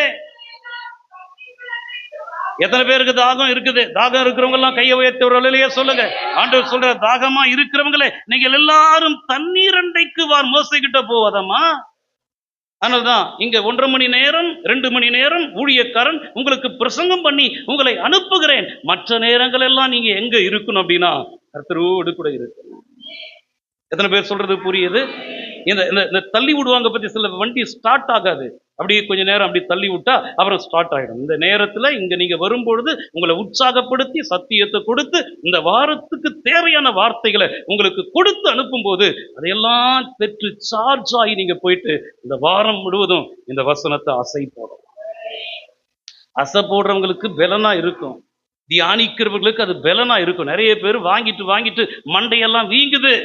ஏன்னா அதை யோசிக்கிறது கிடையாது, அதை மற்றவர்களுக்கு சொல்றது கிடையாது, அதை மறுபடியும் தியானிப்பது கிடையாது. வாசிக்கணும், அதை தியானிக்கணும், அதை மற்றவர்களுக்கு சொல்லணும்.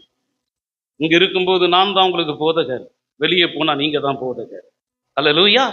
நீங்க போயிட்டு பிரசங்கம் பண்ணணும், நீங்க போய் கர்த்தருடைய வார்த்தையை சொல்லணும். கர்த்தர் அப்படிப்பட்ட அபிஷேகத்தை கர்த்தர் உங்களுக்கு தந்திருக்கிறார். எத்தனை பேருக்கு தந்திருக்கிறாரு? ஆண்டவர் சொல்றார், ஓ தாகமா இருக்கிறவர்களே, நீங்கள் எல்லாரும் தண்ணீர் அண்டைக்கு வாருங்கள். பணம் இல்லாதவங்களே, நீங்க வந்து வாங்கி சாப்பிடுங்க. நீங்க வந்து பணமும் வேண்டாமா, விலையும் வேண்டாமா, திராட்சரசமும் பாலும் கொள்ளுங்கள். அப்படின்னா இயேசு கிறிஸ்துவனிடத்திலே ஜீவ தண்ணீர் மாத்திரமல்ல, அவரிடத்துல திராட்சை ரசமும் உண்டு, அவரிடத்திலே பாலும் உண்டு. கையை உயர்த்தலையா சொல்லாமா? அப்போ திராட்சை ரசம் என்பது எதை குறிக்கிறது? உன்னத பாட்டு 1:2 சொல்லப்பட்டிருக்குது, உமது நேசம் திராட்சை ரசத்தை பார்க்கிலும் இன்பமானது. அப்போ நேசம் அது திராட்சை ரசத்துக்கு ஒப்பிட்டு சொல்லப்பட்டிருக்கு. திராட்சை ரசம் என்பது நேசத்தை குறிக்கிறது. பால் என்பது எதை குறிக்கிறது? 1 பேதுரு 2:3 திருவசனமாகிய கலங்கம் இல்லாத ஞான பாலின் மேல் வாஞ்சையா இருங்கள். அல்லேலூயா. அப்ப இயேசுவினிடத்துல இது 3 இருக்குது. இது 3 நிரம்பினவர்கள் யாரும் இல்லை. எது 3? ஜீவ தண்ணீர். தண்ணீர் நிறைய பேர்கிட்ட இருக்கும், ஆனா ஜீவ தண்ணீர் இருக்காது. ஆனா ஜீவ தண்ணீர் இருக்கிறவர் ஆண்டவராகிய இயேசு.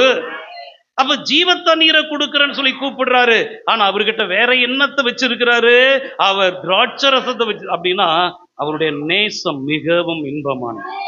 வேற எந்த நேசத்தை பார்க்கிலும் அவருடைய நேசம் மரணத்தை போல வலியுது. அந்த நேசத்தின் மிகுதியினாலதான் நமக்காக இயேசு அவர் அடிக்கப்பட்டார், அவர் ரத்தத்தை சிந்தினார். நம்மேல் நேசம் மிகுந்தவர். அந்த நேசம் என்கிறதான ஜமுக்காலத்தினால் நம்மை மூட, அவருடைய நேசத்தினால் நம்மை நிரப்ப நம்மை அவரிடத்திற்கு அழைக்கிறார். அவர் சொல்லுகிறது, நான் உங்களுக்கு ஜீவ தண்ணீரை தரன்றாரு.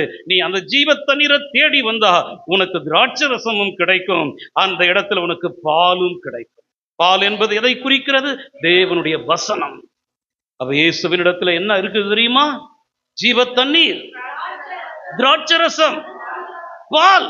தேவனுடைய வார்த்தையை எங்க பெற்றுக்கொள்ள முடியும்? கலங்கம் இல்லாத, கலப்படம் இல்லாத இயேசுவின் வாயிலிருந்து புறப்படுகிற வார்த்தை எல்லாம். அதனால்தான் அடிக்கடி சொல்லுவார் இல்ல, மெய்யாகவே மெய்யாகவே. அப்படின்னா என்ன அர்த்தம்? நீ வடிகட்டி, நீ எத்தனை முறை வடிகட்டினாலும், நீ எத்தனை முறை அதை சுத்திகரித்தாலும், நான் கொடுக்கிறது கலப்படம் இல்லாதது. இயேசு கொடுக்கிற உபதேசம் கலப்படம் இல்லாதது. இயேசு கொடுக்கிறதான வார்த்தைகள் கலப்படம் இல்லாதது. இயேசு நம்ம எல்லாம் தாகமா இருக்கிறதுனால நீங்க எல்லாரும் வேற எங்கேயும் போகாதீங்க, நீங்க எல்லாரும் என்னிடத்துல வாங்க, நான் இலவசமா உங்களுக்கு தரேன்னு சொல்றாரு. இயேசு நமக்கு கொடுக்கிற தண்ணீர் எல்லாம் அது இலவசமானது. இயேசுவினிடத்துல நமக்கு தாகம் தீர்க்கிறதான தண்ணீர் இருக்கிறது. அவர் கண்மலையா இருக்கிறார், அவர் நம்முடைய தாகத்தை தீர்க்கிறவர்.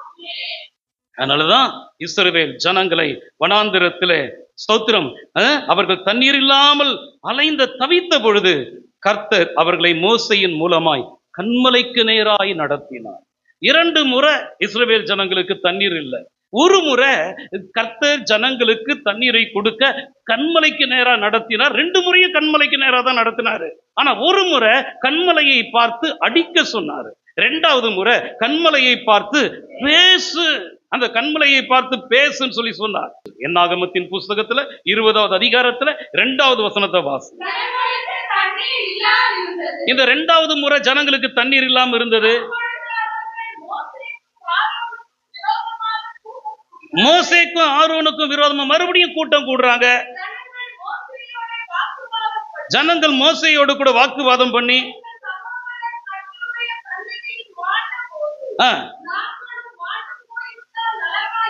6வது வசனத்திலிருந்து வாசிங்க. அவ சபையாரை விட்டு தண்ணிய வந்து கேட்கிறாங்க. அவங்களால ஒண்ணும் செய்ய முடியல. அவங்க ஆசரிப்பு கூடாரத்துக்கு முன்னால போய் என்ன பண்றாங்க? முகம் குப்புற விழுந்தாங்க. முகம் குப்புற விழுந்தா என்ன அர்த்தம்? எங்களால முடியாத ஆண்டவரே, இந்த ஜனங்க தண்ணீர் இல்லாம மறுபடியும் எங்க மேல கல்லெறிய பாக்குறாங்க, எங்களுக்கு விரோதமா வாதாடுறாங்க, முகம் குப்புற விழுறாங்க தேவனை நோக்கி. அப்பொழுது கர்த்தருடைய மகிமை அவங்களுக்கு, யாரெல்லாம் முகம் குப்புற விழறானோ அவனுக்கு கர்த்தருடைய மகிமை காண்பிக்கப்படும். நீ உன்னால இயலாத நிலைமையிலே, உன் இயலாமையிலே அவரே உனக்காக செயல்படுவார். அந்த நேரத்தில் நாம் செய்ய வேண்டியது என்ன தெரியுமா? ஆண்டவருடைய சமூகத்துல வந்து ஊழியக்காரனாகிய நானும் நீங்களும் என்ன செய்யணும் அப்படின்னா, கர்த்தருக்கு முன்னால விழும் பொழுது ஆண்டவருடைய மகிமை நமக்கு காண்பிக்கப்படும். அப்போ என்ன நடந்தது? கர்த்தர் மகிமை வந்துருச்சுன்னா போதும், கர்த்தர் பேசுவார். மோசேயை நோக்கி ஆ ஆ ஆ கன்மலையை பார்த்து பேசுங்கள், அப்போது அது தன்னிடத்தில் உள்ள தண்ணீரை கொடுக்கும். ஆ ஆ மோசே ஆ எடுத்தான். மோசேயும் ஆரோனும் சபையாரை கன்மலைக்கு முன்பாக கூடி வர செய்தார்கள். ஆ ஆ கலகக்காரரே கேளுங்கள்,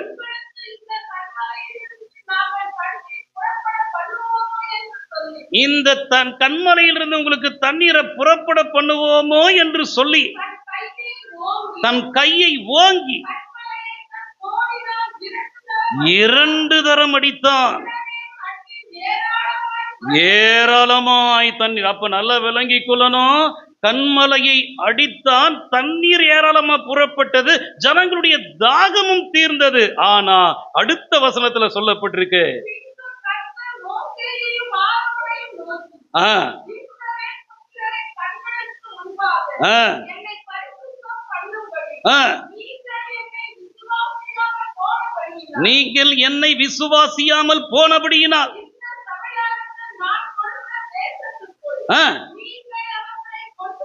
நீங்க அப்ப நல்லா விளங்கி கொள்ளுங்க, தண்டனை இப்பொழுது வந்துருச்சு. கர்த்தர் சொன்னதுதான். அவன் என்ன கெஞ்சனாலும் ஆண்டவர் சொல்றாரு, நீ இஸ்ரவேல் ஜனங்களுடைய கண்களுக்கு முன்னால நான் சொன்னேன், கன்மலையை 1 முறை தான் அடிக்க நான் ஒப்பு கொடுத்தேன், நீ 2 முறை நீ இந்த ஜனங்களுக்கு முன்னால கன்மலையை அடித்தபடியினால இந்த ஜனங்களுக்கு, இந்த சபையாருக்கு நான் கொடுப்பேன் என்று வாக்குத்தத்தம் பண்ணினதான தேசத்துக்குள்ள நீங்க எவ்வளவு சோகமான ஒரு காரியம் பார்த்தீங்களா? அவ்வளவு நாட்களா அந்த ஜனங்களை அப்படியே நடத்தி கொண்டு வந்ததான அவர்களை பார்த்து கர்த்தர் சொல்றாரு, இந்த ஜனங்களுக்கு முன்னால என்ன பரிசுத்தம் பண்ண வேண்டியதான நீங்க என்ன விசுவாசியாமல் போனபடினா, அப்படின்னா என்ன அர்த்தம்? நீ அடித்தால் அல்ல, நீ பேசினாலே என்ன வரும்? தண்ணீர் வரும். நீ அதனாலதான் சொல்றத காது கொடுத்து என்ன பண்ணு, நீ கேள். இங்கிருந்து ஒரு வார்த்தை வருதுன்னா அதை வேற மாதிரி நீ விளங்கி கொண்டு நீ வந்து கர்த்தரை பரிசுத்தம் பண்ணாம அசுத்தமான காரியத்தின் நிமித்தம் நீ கர்த்தரை அடிப்பாய் என்று சொன்னா, ஏற்கனவே நம் பாவங்களுக்காக இயேசு அடிக்கப்பட்டு விட்டார். அது வந்து நம்முடைய பாவங்களுக்காக தண்டனையை சுமக்கும்படியாக அது பிதாவினால் அது நமக்கு அனுமதி கொடுக்கப்பட்டது நாம் அடிக்க. ஆனா 2வது தரம் நாம் நம்முடைய துர்க்கிரியைகளினாலும் நம்முடைய தீய செயல்களினாலும் அவரை நாம் அடிப்போம் என்று சொன்னா, மோசேக்கு நடந்தது பத்தியா? கானானுக்கு போக மாட்டேன், இந்த ஜனங்களுக்கு நான் வாக்குத்தத்தம் பண்ணினதான அந்த தேசத்துக்குள்ள அந்த பரம கானானாகிய அந்த பரலோகத்துக்கு நீ போகணும் அப்படின்னு சொன்னா, கன்மலையை நீ 1 தரம் அடித்த, நீ அறியாமை உள்ள காலங்களிலே தேவன் காணாதவர் போல் இருந்தார், மறுபடியும் நீ அவரை அடிப்பாய் என்று சொன்னா எங்க போக மாட்ட? 1 முறைதான் பிதாவாகிய தேவன் தம்முடைய குமாரனை கன்மலையை அடிக்கப்பட அவரை ஒப்பு கொடுத்தார். 2வது முறை அவரை நாம் அடிக்க கூடாது. எபிரேயர்ல சொல்லப்பட்டிருக்குது 6ஆம் அதிகாரத்தில் 6வது வசனத்துல, எபிரேயர் 6:6, மறுதலித்து போனவங்க. நீங்க அதுக்கு முன்னால வசனம் எல்லாம் வாசிச்சீங்கன்னா கர்த்தரை குறிச்சு நல்ல ருசி, அவரை குறித்ததான வாசிங்கம்மா அந்த வசனத்தை. சரி, நீங்க அப்புறம் வீட்டுக்குள்ள போய் இப்ப வாசிச்சு பார்த்துங்க.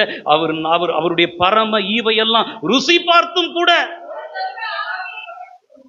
பரிசுத்த ஆவியை பெற்றும் கூட, தேவனுடைய நல்வார்த்தையை இனி வரப்போகிறதான பலன்களை ருசி பார்த்தும் மறுதலிச்சு போறவங்க தேவனுடைய குமாரனை மறுபடியும் சிலுவையில் அறையது. அப்ப என்ன அர்த்தம்? ஒரு முறைதான் அடிக்கப்பட ஒப்பு கொடுத்தார், மறுபடியும் அடிக்கப்பட அல்ல. அந்த மறுதலித்து போறவங்க, உணர்வில்லாதவங்க, பாவ சிந்தை உள்ளவங்க, அவனவன் தன் சுய இச்சையினால இழுக்கப்பட்டு சிக்குண்டு சோதிக்கப்பட்டு மறுபடியும் இயேசுவை அடிக்கிறபடியினால அவங்க மறுபடியும் அவர்களை புதுப்பிப்பது என்பது கூடாத காரியம். நாம் என்ன செய்யக்கூடாது அப்படின்னு சொன்னா, கன்மலையை அடிக்க கூடாது, அவரை கோபப்படுத்தக்கூடாது. வேதம் என்ன சொல்லுகிற 2ஆம் சங்கீதம் கடைசி வசனத்துல, குமாரன் கோபம் கொள்ளாமலும் நீங்கள் வழியில் அழியாமலும் இருக்கும்படி அவரை முத்தம் செய்யுங்கள். கொஞ்ச காலத்தினுடைய கோபம்.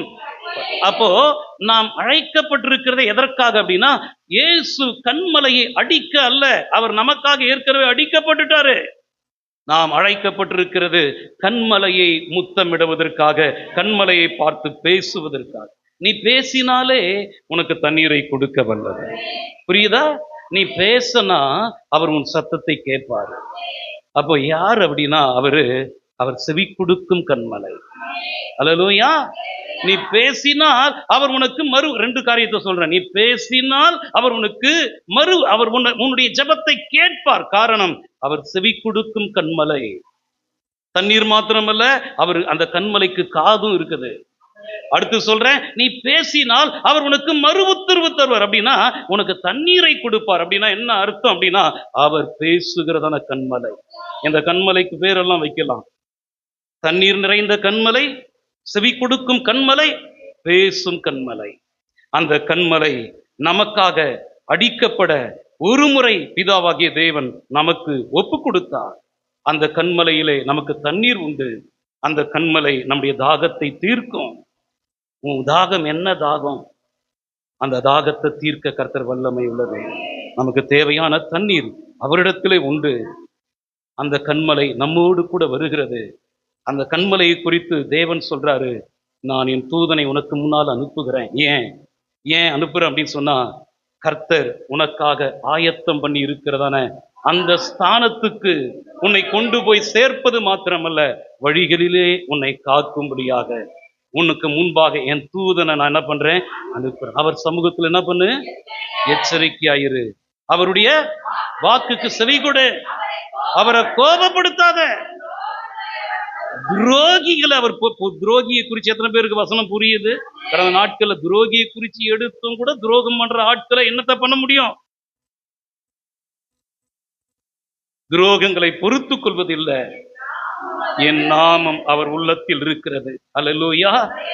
அந்த உள்ளத்தில் இருக்கிற இயேசுவின் அந்த சொல்றாரு, என்னை விசுவாசிகளுடைய உள்ளத்தில் இருந்து ஜீவ தண்ணீர் உள்ள நதி என்ன செய்யும்? புறப்படும். பிதாவும் அவரும் ஒன்றாய் இருக்கிறார்கள். நாமும் இயேசுவோடு போகும் பொழுது நம் தாகம் தீர்க்க அவரே வல்லமை உள்ளது. எல்லாரும் எழுந்து நிற்போமா? தாகமடைந்தோ எல்லோருமே தாகத்தை தீர்க்க வாரும். தாகமடைந்தோ எல்லோருமே தாகத்தை தீர்க்க வாரும். ஜீவ தண்ணீரால் கர்த்தரை சொன்னாது ஜீவன் உனக்களிப்பார்.